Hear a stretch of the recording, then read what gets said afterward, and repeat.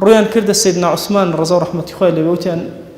أي سيدنا عثمان أي تو شيء أفرموي شيء آياتك أيش فرموي.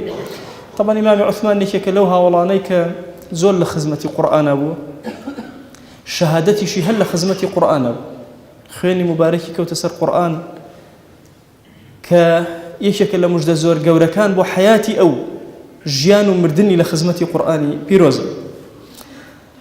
أفرمي أيش عينا قرآن لأول وتأخير خير دواب وش قرامتي أحسن وأرجى أمد بخشترين آيات أم آيات أبوك بخزمتي جيشت نبئ عبادي أني أنا الغفور الرحيم.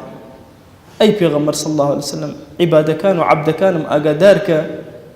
كمان غفور رحيم هم برحمة لقليانا هم قنا كان يندا الشارمو أين بخشمو عفويانك ما دام تو أهل عبادتي حتما أم مجدي بيغمر صلى الله عليه وسلم كالأخوة أيجينا بأيما بيد جيشتو جورتين أرجى آيات القرآن مباركة أم آياتي كنبئ عبادي أني أنا الغفور الرحيم من غفور الرحيم بران بريان هر جناهك وهر خرابيك كان كردو